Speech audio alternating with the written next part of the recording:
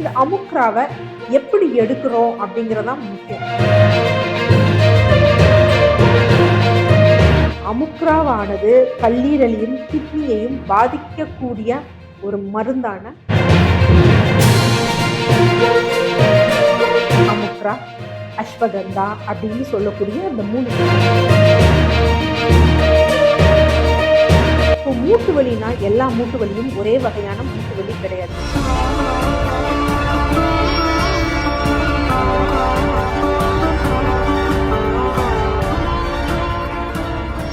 DCH viewers அனைவருக்கும் வணக்கம். தொடர்ந்து நமது சேனலுக்கு அளித்து வரும் ஆதரவிற்கு மனமார்ந்த நன்றி. ஸோ இந்த பதிவில் எதை பற்றி பார்க்க போறோம்னா, அமுக்ரா, அஸ்வகந்தா அப்படின்னு சொல்லக்கூடிய அந்த மூலிகை ஒரு வகையான கிழங்கு, அதனுடைய வேறு. ஸோ இதை மூட்டு வலிக்கு எந்த அளவுக்கு அது பலன் தரும், நம்ம எப்படி எடுக்கலாம், இல்லை அது எடுக்கிறப்ப நம்ம கவனத்தில் கொள்ள வேண்டியது என்ன என்ன எந்த மாதிரி மெத்தட்ல எல்லாம் எடுக்கலாம் அப்படின்னு. யூஸ்வலா இந்த அமுக்கிரா கிழங்கு இருக்கு பார்த்தீங்களா, அது என்ன சொல்லுவாங்கன்னா வைத்தேனியா சொம்னிஃபெரா அப்படின்னு சொல்லுவாங்க. இது இன்னைக்கு நிறைய மெத்தட்ல இருக்கு. ஸோ இது ஏன் மூட்டு வலிக்கு இவ்வளோ ஸ்பெசிஃபிக்கா சொல்றாங்க அப்படின்னா, அதுல வைத்தாஃபெரின் ஏ அப்படிங்கக்கூடிய ஒரு கெமிக்கல் இருக்கு. இது என்ன பண்ணுது அப்படின்னா, வலியை குறைக்கக்கூடிய தன்மையும் தாபிதத்தை குறைக்கக்கூடிய தன்மையும் எதுக்கு இருக்கு அப்படின்னா இந்த கெமிக்கல் இன்கிரிடியன்ட்க்கு இருக்கு. அதனாலதான் இப்ப யூஸ்வலா இது ஸ்பெசிஃபிக்கா எந்த வகையான மூட்டு வலிக்கு அப்படி சொல்லுவோம் அப்படின்னா, ஆஸ்டியோ ஆர்த்ரைட்டிஸ், அதாவது தேய்மானத்தால் வரக்கூடிய மூட்டு வலி, ருமட்டாய்டு ஆர்த்ரைட்டிஸ், இது ரெண்டுக்கும் ஸ்பெசிஃபிக்கா சொல்லுவோம். வேறு சில மூட்டு வலிகளுக்கு இருக்கு, அதுக்கு எடுக்கலாமா வேணாமா அப்படிங்கறத அப்புறம் சொல்லுவோம். ஸோ இந்த ரெண்டுக்கு தான் இது என்ன பண்றோம் அப்படின்னா ஸ்பெசிஃபிக்கா சொல்றோம். ஸோ இது என்ன பண்ணுது, தாபிதத்தை குறைக்குது. இப்ப தேய்மானத்தினால் வரக்கூடிய மூட்டு வலி, முடக்குவாதம், இது ரெண்டுலையும் என்ன ஆகும் அப்படின்னா, மூட்டுகள்ல அந்த உள்ள ஒரு கனெக்டிவ் டிஷ்யூ இருக்கும். ஸோ இது எல்லாம் என்ன ஆகும் அப்படின்னா தாபிதமாகும்.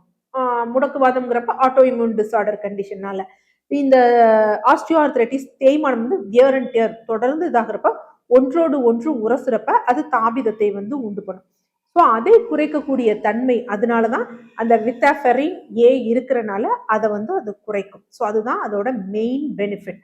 அது இல்லாமல் என்ன அப்படின்னு பாத்தீங்கன்னா, அதில் இருக்கக்கூடிய சில சத்துக்கள், மெக்னீசியம் போன்றவை என்ன தசைகளையும் வலுப்படுத்தும். நம்ம பல பதிவுகள்ல சொல்லியிருக்கோம்.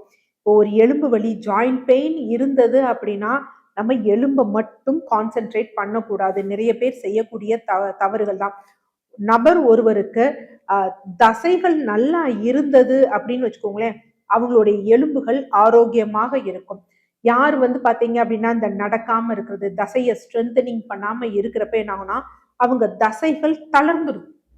தளரும் பொழுது என்ன ஆகும் அப்படின்னா அந்த எலும்புகளுக்கு பாரம் ஜாஸ்தி ஆகும், ஒன்றோடு ஒன்று உரசும், தேய்மானம் போன்றவை ஏற்படும். ஸோ அப்ப அந்த மெக்னீசியம் அதுல இருக்கு, அது ரொம்ப முக்கியமான விஷயம். ஸோ அதனாலதான் என்ன அப்படின்னா இந்த முடக்குவாதத்திற்கும் ஆஸ்டியோ ஆர்த்ரைட்டிஸ்க்கும் அந்த தசைகள் அவங்கள ஸ்ட்ரென்தனிங் பண்றதுக்காக இந்த அமுக்ரா எடுக்கிறோம். அடுத்து ரொம்ப முக்கியமான விஷயம், இந்த அமுக்ராவை எப்படி எடுக்கிறோம் அப்படிங்கறதான் முக்கியம். ஏன்னா அண்மை காலமா சில சேனல்ஸ்லயும் சரி, இல்லை சில பேர் மருத்துவர்களும் சொல்ல கேட்டிருக்கோம். என்ன அப்படின்னா, இது அமுக்ரா சாப்பிட்டு கல்லீரல் பாதிப்பு அடைஞ்சிருச்சு, கிட்னி ஃபெயிலியர் ஆயிருக்கு அப்படின்னு. அமுக்ராவானது கல்லீரலையும் கிட்னியையும் பாதிக்கக்கூடிய ஒரு மருந்தான கிடையவே கிடையாது. ஸோ அப்போ ஃபர்தரா அவங்க சொல்றதை கேட்கும் பொழுது என்ன அப்படின்னா, அவங்க என்ன சோர்ஸ்ல எடுத்தாங்க அப்படின்னு. ஆக்சுவலா இந்த சப்ளிமெண்ட்ஸ் இருக்கு பாத்தீங்களா, அதை வச்சு ஒரு தவறான சந்தை இந்த உலகத்துல நிலவுது. ஒரு அமுக்ராவுக்கு இந்த ப்ராப்பர்ட்டி இருக்கு, ஆனா அதை எப்படி டெலிவர் பண்ணணும் அப்படின்னு. இப்ப நம்ம சித்த மருத்துவமும் ஆயுர்வேத மருத்துவமும் என்ன அப்படின்னா சாஸ்திரிக் ப்ரிப்பரேஷன்ஸ் சொல்லுவாங்க, பாரம்பரிய.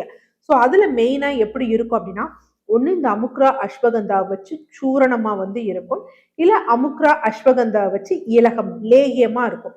இதுதான் நம்ம பேசிக் ப்ரிப்பரேஷன்ஸ். இன்னும் சில இடத்துல குறிப்பாக சைனா போன்ற விதத்துல என்ன பண்ணுவாங்க அப்படின்னா அதை டிஸ்டிலேஷன் பண்ணுவாங்க. ஸோ அந்த டிஸ்டிலேஷன் பண்ணி அதுல ஆவியாகி எடுத்து யூஸ் பண்ணுவாங்க. இங்கேயும் மருத்துவர்கள் நாங்க கல்லூரி படிக்கக்கூடிய காலங்கள்ல கூட என்ன அப்படின்னு பாத்தீங்கன்னா, அந்த அமுக்ராவை செடிமெண்டேஷன் பண்ணி டிஸ்டிலேஷன் பண்ணி அந்த ஆவியில இருந்து எடுத்து பயன்படுவோம். அதுவும் நல்ல ரிசல்ட் தரும். ஆனா இது இல்லாம இன்னைக்கு மார்க்கெட்ல நிறைய சப்ளிமெண்ட்ஸ் இருக்கு. இந்த இது அமுக்ரா கேப்சூல் அப்படின்றது, இதை போடுபவர்களுக்கு தான் கல்லீரல் பிரச்சனை போன்றவை வந்து வருகிறது. மெயின் சப்ளிமெண்ட்ஸ்க்கு பெருசா வந்து என்ன அப்படின்னு பார்த்தீங்கன்னா, ஆராய்ச்சி தரவுகளோ, இல்ல சரியான ஒரு அணுகுமுறையோ இருக்கிறது இல்ல. ஸோ அது மாரி நம்ம இன்னைக்கு என்ன பண்றோம் அப்படின்னா, நெறைய மார்க்கெட்ல, ஆன்லைன்ல இஷ்டத்துக்கு சப்ளிமெண்ட்ஸ் வாங்கி வந்து சாப்பிடக்கூடிய நிலைமையும் வந்து இருக்கு. ஏன்னா அது வந்து எஃப்எஸ்எஸ்ஏஐன்னு போட்டு அந்த மாதிரி வந்து சேல் பண்றாங்க. மருத்துவர்களும் இல்லாம இவங்களே சேல் பண்றாங்க. ஸோ பப்ளிக் என்ன செய்றாங்கன்னா, ஓகே இதுல அமுக்குரா இருக்கா?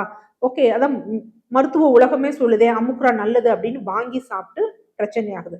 அதனால தயவு செய்து அமுக்ராவ அஸ்வகந்தா எடுக்கும் பொழுது சப்ளிமெண்ட்ஸா தெரியாதவர்களிடம் வாங்கி சாப்பிடாதீங்க. மருத்துவர்களின் ஆலோசனையின் பேர்ல எடுத்துக்கொள்ளுங்க. அது கூட அமுக்ரா சூரணம், அஸ்வகந்தா சூரணம், அஸ்வகந்தா லேகியம் இது இல்ல அப்படின்னா அந்த டிஸ்டிலேஷன் நீராவி எடுக்கிறோம் பார்த்தீங்களா திரவம் அந்த மாதிரி எடுத்துக்கிறது நல்லது. இது 3 தான் சேஃப். அடுத்த அளவு அப்படிங்கிறது முக்கியம். ஏன்னா நம்ம நம்ம பாட்டுக்கு இஷ்டத்துக்கு வந்து எடுக்கக்கூடாது. எவ்வளோ எடுக்கலாம் அப்படின்னு வந்து பார்த்தீங்கன்னா, நம்ம ஹைட், வெயிட் எவ்வளோ இருக்கோ அதை பொறுத்து வந்து எடுக்கலாம். ஸோ மேக்ஸிமம் வந்து எவ்வளோ எடுக்கலாம் அப்படின்னா 500 மில்லிகிராம் 1 கிராம் அப்படிங்கிறதான் எடுக்கணும். ரொம்ப நிறையாவும் எடுக்கக்கூடாது. ஏன்னா அதுவும் நமக்கு என்ன அப்படின்னு பார்த்தீங்கன்னா நச்சுத்தன்மையை வந்து ஏற்படுத்தும். யாரா இருந்தாலும் இந்த அமுக்ரா எடுக்கிறதுக்கு முன்னாடி உங்க சிறுநீரக செயல்பாடு நல்லா இருக்கா, கல்லீரல் செயல்பாடு நல்லா இருக்கான்னு பார்த்துட்டு எடுத்தீங்க அப்படின்னா பிரச்சனை வந்து கிடையாது.